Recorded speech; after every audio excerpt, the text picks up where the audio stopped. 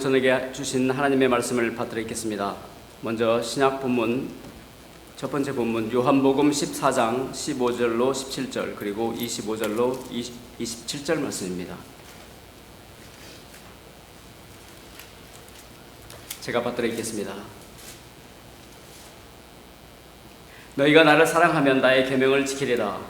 내가 아버지께 구하겠으니 그가 또 다른 보혜사를 너희에게 주사 영원토록 너희와 함께 있게 하시리니 저는 진리의 영이라. 세상은 능히 저를 받지 못하나니 이는 저를 보지도 못하고 알지도 못함이라. 그러나 너희는 저를 아나니 저는 너희와 함께 거하시며 또 너희 속에 계시겠습니다. 25절부터입니다. 내가 아직 너희와 함께 있어서 이 말을 너희에게 하였거니와 보혜사 곧 아버지께서 내 이름으로 보내실 성령 그가 너희에게 모든 것을 가르치시고 내가 너희에게 말한 모든 것을 생각나게 하시리라. 평안을 너희에게 끼치노니 곧 나의 평안을 너희에게 주노라. 내가 너희에게 주는 것은 세상이 주는 것 같지 아니하니라. 너희는 마음에 근심도 말고 두려워하지도 말라. 아멘. 이제 베드로후서 1장 3절로 8절 말씀 받들어 읽겠습니다. 베드로후서 1장 3절로 8절 말씀입니다.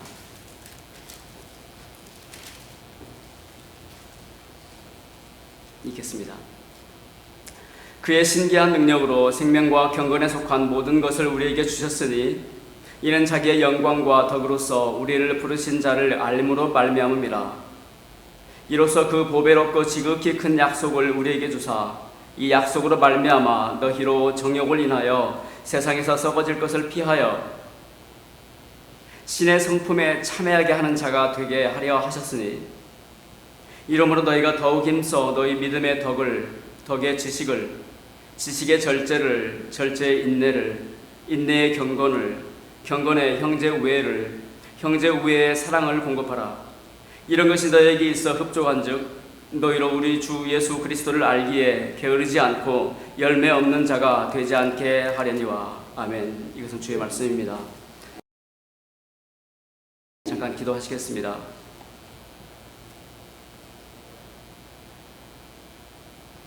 하나님, 2000년 전에 처음 교회에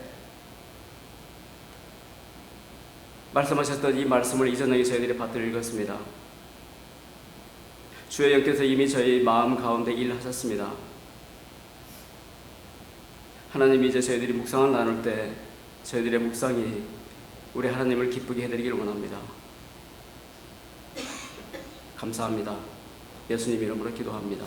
아멘. 오늘 갑자기 날씨가 좀 더워졌습니다. 제가 쭉 보니까 이리저리 일하시는 분들이 참 많으신데 그냥 제가 눈으로만 인사를 드리겠습니다. 오늘 수고 많으셨습니다. 지난 주일 저희들이 피크닉을 야외 예배를 갔었는데 참 그날은 참 시원했잖아요. 우리 하나님께서 날씨로 많이 도우셨고요. 그래서 그 사진을 제가 몇 가지 가져왔습니다. 좀 리프레시 하시라고 사진을 몇 가지 했는데 참 모델이 예쁘고 좋네요. 사진은 잘 안 나오는데요. 표정들 한번 보십시오. 표정에 그 날씨가 딱 그대로 리플렉트 있죠. 그 다음 사진 보시겠습니다. 시커먼 배경으로 두 형제 자매님이 딱 이러고 계신데 저 실루엣이 어떤 실루엣인지 본인들만 알 것입니다. 그 다음에요. 참 재밌는 사진이었어요. 한 구역의 형제님들이었는데 저렇게 재밌게 하고 있었습니다. 표정들이 다 너무 좋았습니다. 여러 가지의 사진 중에 지금 몇 가지만 골라왔는데 날씨가 이렇게 저희들을 딱 마음속에 그렇게 일을 하는 것 같습니다.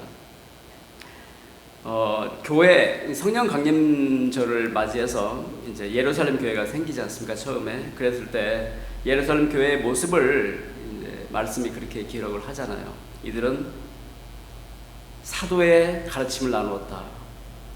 그리고 저렇게 사귀었다 이런 거예요. 펠로십했다는 거예요. 그러니까 저 펠로십은 교회의 처음부터 교회의 가장 중요한 기능 중에 하나입니다. 하나님의 백성 가운데 사귀는 거예요. 그 다음에 그들은 기도했고요. 그들은 물질을 서로 나눴고요. 그리고 무엇보다도 그들은 예배했습니다. 성전에 모여서. 그게 초대교회의 모습이었어요.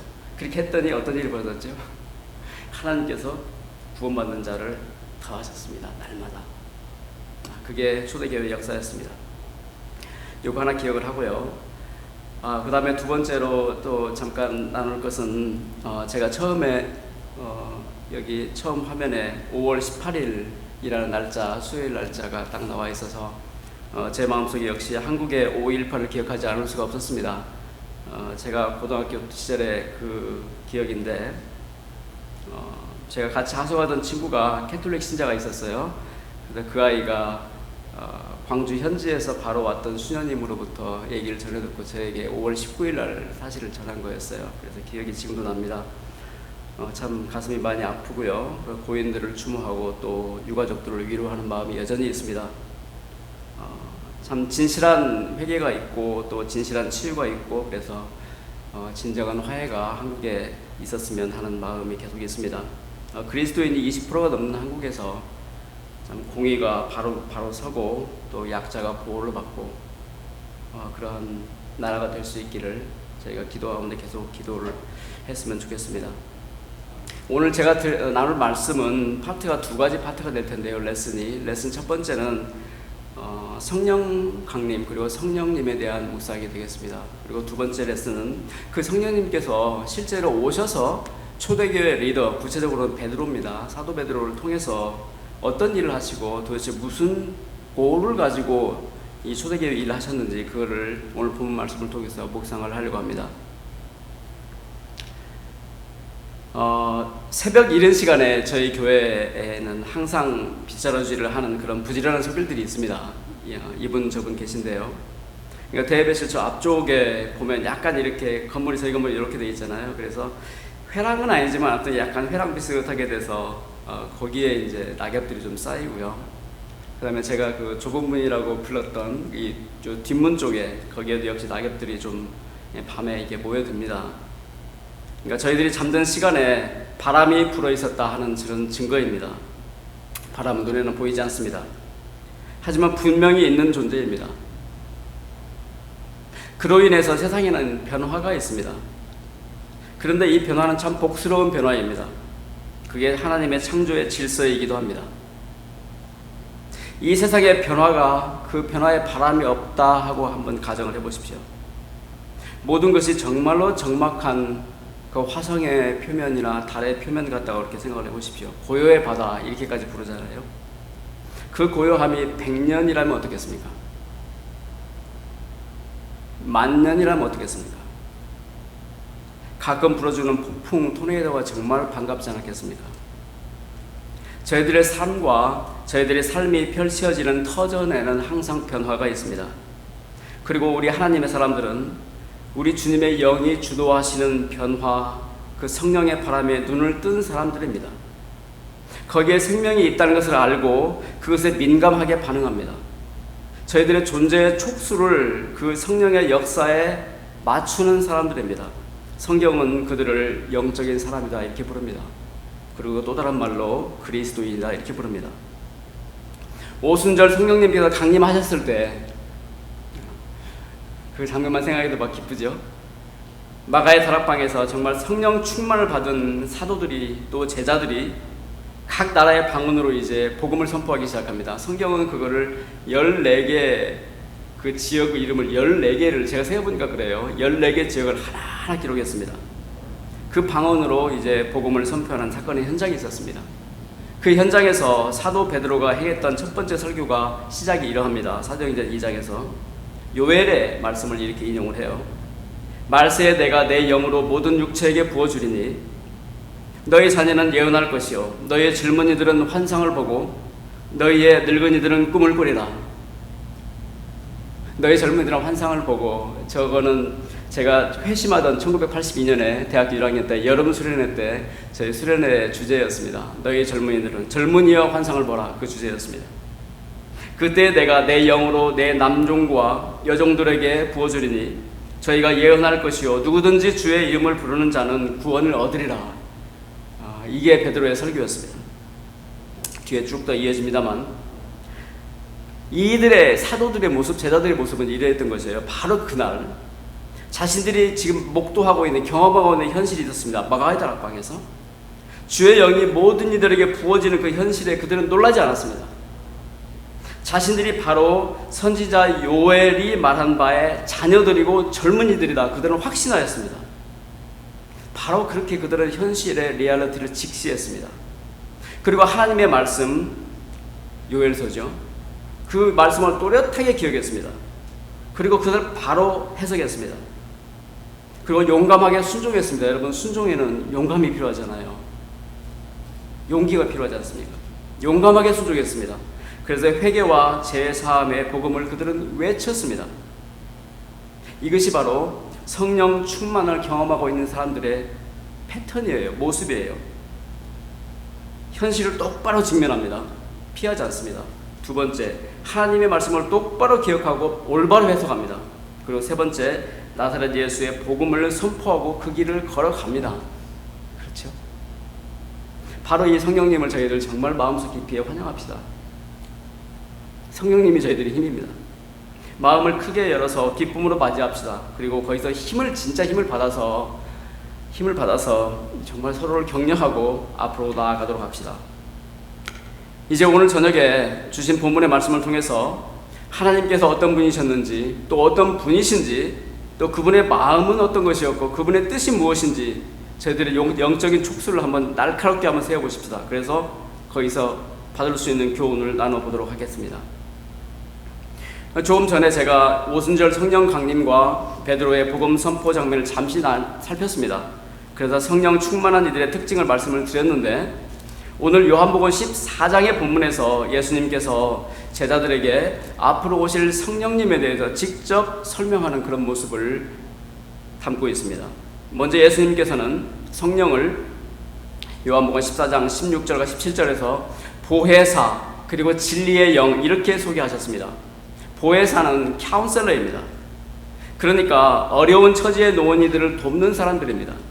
그게 보혜사 카운셀러입니다. 법정 드라마에서 저희들이 보면 보통 변호사들을 판사가 부를 때 카운셀러 이렇게 부르더라고요. 카운셀러 이렇게 부르기도 합니다. 뭐 리걸 카운셀러 이런 것이겠죠. 우리 주님께서 승천하시고 나서 어려움에 처할 것이 너무나 분명했던 제자들, 그리고 초대교회 공동체들을 그 옆에, 바로 옆에 지근거리에 계시면서 도울 분이 성령님이시다 하는 설명이었습니다. 마치 우리 주님께서 이 지상에 계실 때 지상 사역 중에 제자들과 항상 함께 계셨던 것과 똑같은 모습입니다. 그렇죠?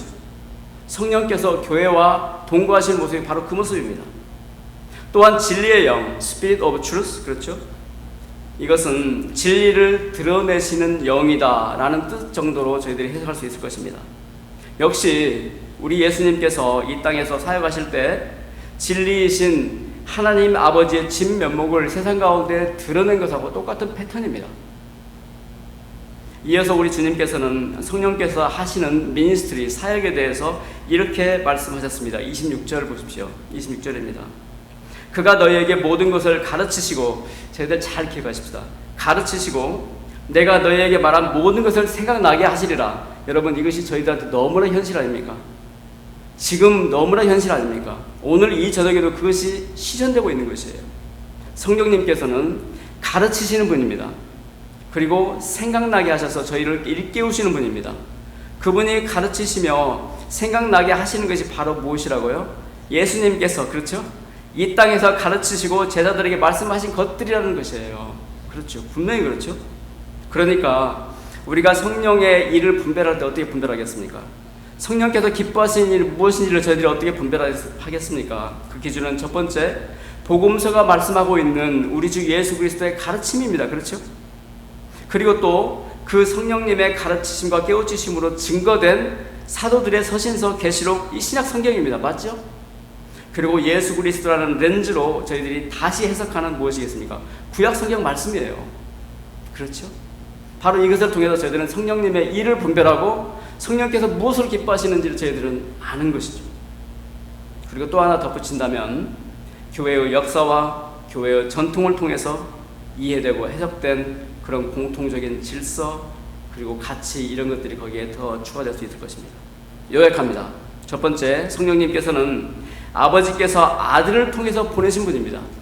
그러니까 성부, 성자 하나님과 그 뜻이 일치합니다. 그 목적이 일치하신 분이에요. 이것을 신학적으로는 경륜적 삼위일체의 하나님이다 이렇게 얘기를 합니다. 뜻과 목적에 있어서 완벽하게 일치하시는 분들이세요. 두 번째, 성령님은 보혜사, 아까 카운셀러라고 그랬죠. 카운셀러로 하나님의 자녀들을 바로 곁에서, 그러니까 저희들 확신 있게 말할 수 있어요. 지금 저희들 곁에 계신 거예요. 곁에서 도우시는 분입니다. 진리의 영으로 세상의 진리를 증거하는 영이십니다. 그렇죠? 두 번째. 그 다음 세 번째, 우리 성령님의 미니스트리는 무엇일까요? 우리 주 예수 그리스도께서 이 땅에서 말씀하신 것들을 저희들에게, 순종하는 이들에게 생각나게 하시고요, 가르치시는 사역을 한단 말씀이에요. 그러니까 교회에서 행하는 모든 설교, 모든 성경 공부, 저희들의 묵상 나눔, 이런 것들은 성령님의 인도 안에서 행해지는 것입니다. 성령님의 기름 부음을 기도하고 기대하면서 행해야 마땅한 것이라 하는 말씀도 됩니다. 그렇죠? 이 성령님께서 오늘 이 시간에도 저희와 함께 하십니다. 어려울 때 저희를 도우시고요, 진리를 증거하시고 예수님의 가르침을 생각나게 하시고 예수님의 가르침을 저희들에게 깨우쳐 주십니다. 그러니까 감사합니다. 감사합시다. 감사합니다. 이 성령님께 의지해서 우리 주님의 영을, 우리 주님을 기쁘시게 하는 그런 교회가 되어 가시기를 축복하고 간절히 기원합니다. 이 오늘 저녁 신약 두 번째 본문 베드로후서 1장 말씀은 바로 이 성령님께서, 우리 주님께서 이렇게 말씀하신, 저희들이 이제 성령님에 대해서 이제 드래프트가 들어왔습니다. 성령님이 어떤 일 하시냐, 어떤 분이냐 하면 바로 설명할 수 있어야 됩니다. 저희들은 분명하게 설명할 수 있습니다. 이제 이 성령님께서 초대교회와 그 리더, 그러니까 베드로죠. 베드로를 통해서 어떻게 사역하셨는지, 삼위일체 하나님이지 않습니까? 온 우주의 창조주께서 집념이란 말을 제가 쓸게요. 이거 인간적인 얘기인데요. 집념하고 계신 거예요. 당신의 아들의 완전한 순종을 통해서만 이룰 수 있었던 구원의 프로젝트가 있었죠. 하나님의 엔터프라이즈가 있어요. 또 이제 마지막으로 창조의 영이셨던 성령님께서 나서셔서 인간을 바로 옆에서 도우셔서 아들 예수님의 길을 걷게 하시는 그분의 목표가 도대체 무엇일까요? 그 골이 무엇일까요? 이 구원의 사역을 통해서 인간에게 무엇을 기대하고 계신 것일까요? 그것을 오늘 본문에서 저희들이 살펴볼 수 있기를 원합니다. 그것은 다름 아닌, 결론부터 내리고 들어갑니다, 신의 성품에 참여하는 자로 인간을 세워가는 사역이었습니다. 이 제목만 봐도 저희들이 막 소름 끼치지 않습니까? 신의 성품이요, Divine Nature, 신적인 본성, 이 정도로 번역할 수 있을까요? 신적인 본성을 가진 존재로서의 인간. 기억나시는 것이 있습니까, 여러분? 저희들의 스토리는 그래서 성경의 처음 이야기로 돌아가야 됩니다. 창세기 1장 26절입니다. 처음 인간을 창조하시는 하나님의 이야기죠. 우리의 형상을 따라 우리의 모양대로 우리가 사람을 만들고, 하나님께서 처음 사람을 지을 때 이런 말씀을 하셨어요. 그리고 이어진 선악과 스토리는 저희들이 잘 얘기를 많이 들었고 아는 얘기입니다. 창조주 하나님께 반역합니다. 자신들이 옳고 그름의 판단의 주체가 되고자 했습니다.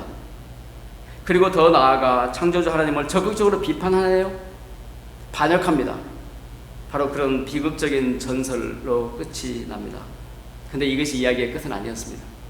우리 하나님께서 인간 구원의 프로젝트를 바로 시작하셨습니다.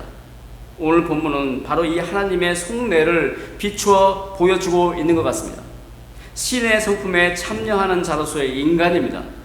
처음 지으셨던 원본의 인간으로의 회복입니다. 한 걸음 더 나아가서 그리스도 예수로 모델된 온전한 인간형으로 사람을 세워 가시고자 하는 그런 창조주 하나님의 의지가 보입니다. 저는 이 말씀이 얼마나 좋은지 모르겠습니다. 정말 희망이 보입니다. 지금 참 추레하고 제가 돌이켜봤을 때 하루에도 업앤다운이 얼마나 많은지 이렇게 볼품없지만 결국 저 일을 이루실 하나님을 기대하면서 소망을 가집니다. 희망이 됩니다. 베드로후서 본문을 한번 같이 보시겠습니다. 조금 헤디하실 수도 있는데요. 천천히 한번 따라와 보시기 바랍니다. 1절입니다. 예수 그리스도의 종과 사도인 시몬 베드로는, 제가 1절을 좀 가져왔습니다. 왜냐하면 이 1절을 보시면 이 저희들이 오늘 본문으로 잡은 3절에서 8절까지의 그 턴을 저희가 좀 이해할 수가 있을 것 같아요. 사도 베드로의 턴을, 예수 그리스도의 종과 사도인 시몬 베드로, 이 서신에서 베드로가 지금 자신을 예수 그리스도의 종과 사도로 지금 소개를 하고 있지 않습니까? 지금 그러니까 자신이 지금 글로 써서 보내는 이 메시지는 다름 아닌 예수님을 직접 봤던 사람, 예수님을 만졌던 사람, 그의 가르침을 들었던 사람, 그로부터 파송을 받은 사람으로서의 신앙 고백이라는 뜻이에요. 그러니까 이건 참이란 뜻이고요, 이건 진실이란 뜻입니다. 무슨 말씀일까요? 그러므로 베드로 자신이 종으로 주 예수님을 순종하고 있는 것처럼 여기에 이제 키워드가 있어요. 초대교회 교우들도, 이 서신을 받는 교우들도 자신의, 사도 베드로 자신의 고백과 증거를 듣고 뭐 하라고요? 순종하라는 거예요. 순종하라는 간접 명령입니다. 이 명령에 하늘의 기름 부음과 무거움을 실어주신 것이 누구겠습니까? 그게 성령 하나님이에요. 그리고 이것은 예수 그리스도의 삶과 죽음과 부활의 진리 가운데서 확증이 됩니다.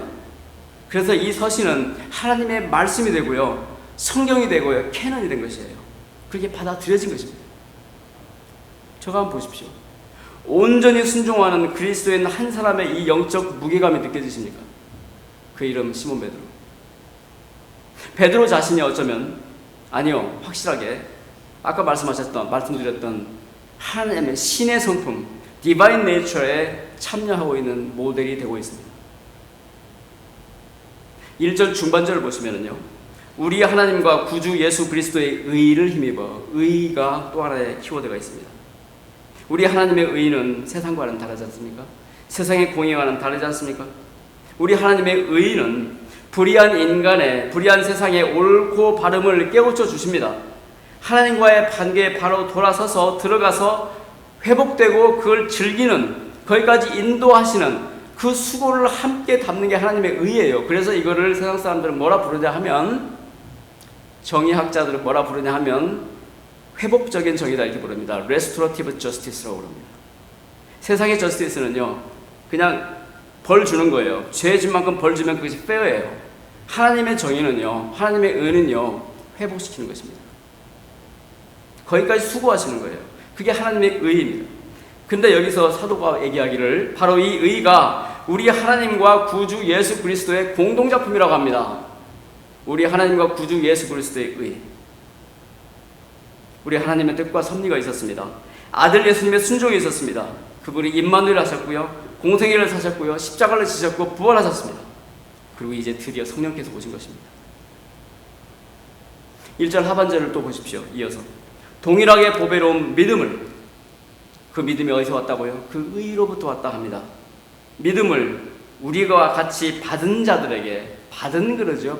받은에 제가 언더라인 하고 싶어요. 받은. 그래서 이 믿음은 바로 이 삼위일체 하나님의 의를 힘입어서 우리가 받은 것이라고요. 하나님은 주시는 분, 우리는 받는 사람들. 하나님은 계속 주시는 분, 우리는 그저 받는 사람들. 기쁘게. 이게 선물이에요. 지금 우리가 있는 삶의 자리, 믿음의 자리, 이 예배의 자리를 보십시오. 이 예배의 자리가 얼마나 소중한지 그 무게를 저희들 느끼십니까? 이 영적인 무게, 이 감격을 느끼십니까? 이건 보물입니다. 세상 어디에도 이런 것이 없어요. 여러분, 사도 베드로의 턴이 이것입니다. 이제 베드로가 나누는 오늘 본문의 말씀을 같이 보겠습니다. 3절입니다. 이 턴으로 3절 상반절을 보니까 그의 신기한 능력으로 생명과 경건에 속한 모든 것을 우리에게 주셨으니, 생명과 경건, 믿음의 결과, 믿음의 또는 내용이 이것입니다. 생명과 경건이에요. Life and godliness. 참 살아있는 것이죠. 진짜로 살아있는 거예요. 진정 인간다운 삶입니다. 그리고 또 하나 godliness, 경건이요, 하나님의 향기가 나는 삶의 태도라고 할까요? 여러분, 여기서 놀랍지 않습니까? 그것을 받았다는 사도의 베드로의 확신이 넘쳐있지 않습니까? 자신이 그걸 받았답니다. 우리에게 이런 확신이 있습니까? 이 확신을 위해서 저희들 기도해야 되지 않겠습니까? 이렇게 한번 살아봐야 되지 않겠습니까? 생명과 경건이요. 이어지는 하반절을 보십시오. 이는 자기의 영광과 덕으로서 우리를 부르신 자를 알므로 말미암음이라. 알미 나오고요, 말미암음이 나옵니다. 알므로. 사도는 지금 하나님과 예수님을 바르게 아는 지식을 지금 강조하고 있습니다. 사도는 자신이 변화산에 올라서 그분의 영광을 직접 목격했던 사람이잖아요. 장본인이었습니다. 오직 나사렛 예수 그분이 사도의 믿음의 앵커가 되고 있습니다. Nothing more, nothing less. 우리 개개인의 영적인 삶의 토대, 우리 입술과 삶이 전하는 교훈의 바탕, 그것은 오직, 그러니까 사도처럼 베들레헴에서 나신 분, 갈보리에서 돌아가신 분, 그 부활하시고 승천하신 분, 바로 그분입니다. 바로 그분을, 우리를 부르신 자, 그분을 알므로. 그렇죠. 안다는 것에 대해서 히브리적인 뉘앙스를 제가 다시 반복할 필요는 없을 것 같은 생각이 듭니다만, 인격적인 관계 가운데서 전인격적으로 나의 모든 존재가 그분의 모든 존재를 만나서 서로 이해하고 신뢰한다는 것이에요. 사도 베드로의 전인격이 나사렛 예수를 만났다는 것이죠. 안다는 것입니다. 신뢰한다는 것입니다. 이 알을 통해서 무엇이요? 바로 위에 생명과 경건에 속한 모든 것을 우리에게 주셨다는 것이네. 사도 자신은 받았다. 나는 그게 뭔지 안다. 나는 그걸 누리고 있다는 것이에요. 사도는 이렇게 엄청난 선언을 지금 하고 있는 것입니다. 생명과 경건입니다. 무엇입니까? 아담과 이브가 최초의 반역으로 잃어버렸던 것이 바로 생명이었습니다. 그렇지 않습니까? 그것은 그들의 창조주 하나님을 향한 무엇이요? 불경건한 태도에서 시작된 것입니다. 사도는 지금 성령님의 세밀한 인도하심으로, 그렇죠? 성령께서 인도하신다고 그랬죠? 성령께서 티칭하신다고 그랬죠? 깨닫게 하신다고 그랬죠? 지금 베드로 이 서신 자체가 성령께서 인도하시고 가르치신다는 아까 우리 주 예수님의 말씀을 그대로 증거하시는 것이에요. 사도는 다시요, 베드로는 성령님의 세밀한 인도하심으로 이 창세기의 비밀에 접근하고 있는 것입니다. 새로운 창조의 신비를 노출하고 있는 것입니다. 생명과 경건으로 우리를 부르신 자를 알므로 말미암아. 4절 보실까요? 4절에 상반절 보니까 이로써 그 보배롭고 지극히 큰 약속을 우리에게 주사. 사도는 또다시 선물 받은 사실을 강조하고 있습니다. 하나님은 주시는 분, 우리는 뭐예요? 받는 사람. 그냥 받는 사람들이요. 선물입니다. 이 선물이 사도가 얘기하기를 보배롭고 지극히 크다고 여러분 외치고 있습니다. 사도가 지금 외치는 게 혹시 들리세요?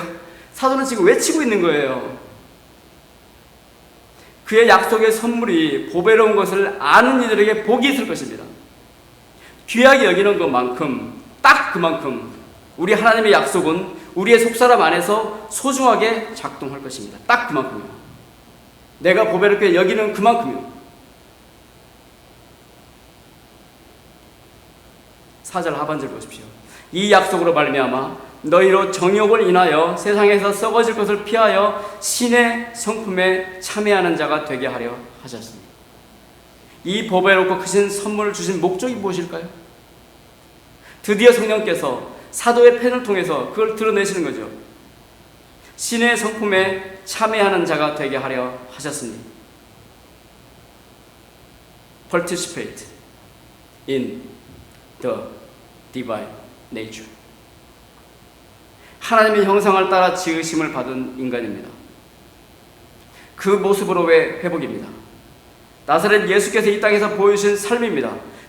바로 그곳에 우리 하나님의 의지가 있어요. 우리 하나님의 패션이 있습니다.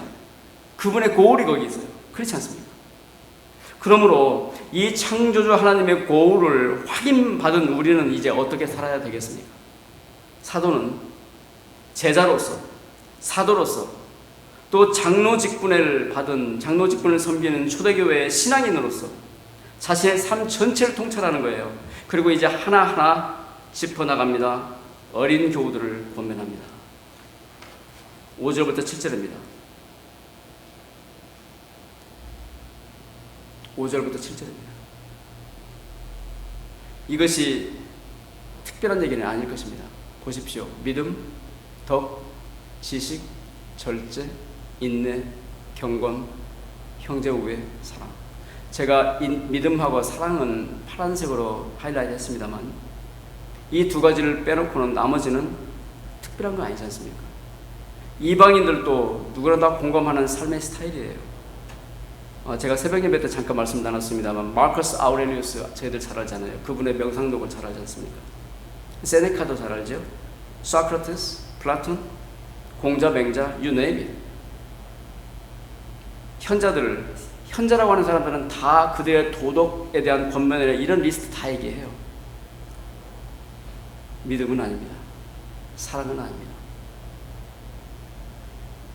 그런데 거짓 그리스도인들은 이 삶을 무시하고 소위 영적인 것만을 추구하는 것이에요. 하지만 말입니다. 저희들의 이 육신의 삶, 책임 있는 윤리적인 삶은요, 나사렛 예수께서 사셨던 삶입니다. 그분께서 긍정하셨다는 뜻이에요. 하늘아버지가 긍정하신 삶이란 그런 뜻입니다. 그러므로 우리 그리스도인들은 각자의 삶의 자리를 말씀드립니다. 무겁게 지키고 그 삶의 길을 그분이 걸으셨던 것처럼 걸어야 됩니다. 바로 그 자리야말로, 그 삶의 터전이야말로 우리가 믿음의 덕을, 지식을, 또 절제를, 인내를, 경건을, 형제 우애를, 또 사랑을 저희들이 행동하면서 더욱 힘써 엑서사이즈 할 자리이기 때문에 그러합니다. 하나님께서 이스라엘 백성을 구원하시고 그들에게 땅을 주신 것과 똑같은 뜻이에요. 무엇을 위해서 그런다고요? 하나님의 성품에 참여하는 사람이 되게 하시기 위해서. 그 시작은 믿음입니다. 보십시오. 5절의 믿음입니다. 아까 1절에서 말씀하셨습니다. 우리 하나님과 구주 예수 그리스도의 의를 힘입어 동일하게 보배로운 믿음을 받아놓으라고. 그렇죠. 믿음에서 시작하는데 그 시작점 믿음은요, 선물이라니까요. 우리 안에서 생긴 게 아니라니까요. 하나님께서 주신 선물입니다. 아무리 생각해 보아도 우리 안에 있는 그 믿음이, 그것이 크든지 작든지 깊든지 넓든지 하나님의 선물인 것이 너무나 분명합니다. 너무나 자명합니다. 한번 이 예배실에 앉아 계신 지 오늘 이 시간 현실을 한번 생각을 해보십시오. 수요일 5월 18일 2016년 8시 10분이요. 교회 여러분의 인생을 한번 반추해 보십시오. 그 수많은 사람들, 그 수많은 시간들, 그 만남들, 그것의 결과입니다. 이 건물은 또 어떠합니까? 마이크가 있습니다. 조명이 있어요. 피아노, 악보, 저희들이 앉아있는 자리들, 이렇게 시원한 에어컨디셔너, 전기, 내 옆과 앞뒤에 앉아 계신 우리 교우님들, 결정적으로 아무도 없는 빈 예배실 한번 생각을 해보십시오. 또 성경이 있습니다. 그 묵상합니다. 해석하는 수고가 있습니다.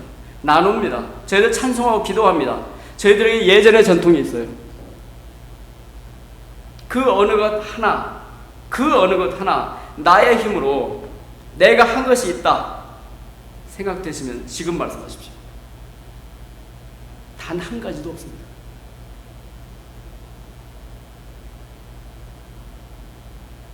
모든 것이 은혜입니다. 그렇죠? 이거 너무 진짜예요. 이제 믿어지십니까? 교회 여러분, 저희 안에 작은 믿음이 있습니까? 감사합시다. 이건 진짜 은혜예요. 선물입니다. 발신처는 하나님의 나라입니다. 이 선물로 받은 믿음의 사도가 이제 얘기합니다. 권면합니다. 덕과 지식을 더하라. 초점을 놓치지 맙시다. 이 권면의 시작은 우리로 신의 성품에 참여하는 자로 세우시기 위함입니다. 이 권면의 마지막은 저 뒤에 나오겠습니다. 다시 말씀드립니다. 믿음의 덕과 지식을 더하라. 덕은 덕스러운 거잖아요. 그게 goodness. 선한 것입니다. 도덕적인 온전함입니다. 우리의 믿음이, 크리스천의 믿음이 인간을 하나님의 자리에 세우는 태도는 부정하지만 인간적인 선함을 부정하는 것이 결코 아닙니다. 오히려 그 선함, 그 덕스러움을 하나님을 모르는 이들과의 깊은 연대감으로 저희들이 가져갈 수 있는 그 코어예요. 그것이 소중한 인격적인 창구가 돼요. 그렇지 않습니까? 그러므로 믿음의 덕을 더하여 세상으로 너희의 믿음의 선함을 맛보게 하라. 이것이 사도의 뜻이고요, 성령님의 기름 부음 뜻입니다. 그리고 거기에 지식을 더하라 이렇게 말씀합니다. 우리의 믿음은 맹목적인 신뢰가 아닙니다. 방향성이 없는 선함도 아닙니다. 그 믿음과 선함에 우리가 처한 삶의 자리, 역사적인 자리에 대한 지식을 공급하는 것, 이것은 저희들의 삶과 저희들이 로켓되어 있는 사회와 저희들이 흘러가는 그 역사에 대한 책임을 가진 그리스도인의 책무, 리스폰시빌리티입니다. 더욱이 하나님에 대한 지식은 이 모든 것들을 통찰할 수 있는 그런 지혜를 저희들한테 줍니다. 그렇지 않습니까? 너희의 믿음의 덕의 지식을 더하라. 이것은 신앙인의 사회적인 관계에 대한 책임감 있는 태도에 대한 권면입니다.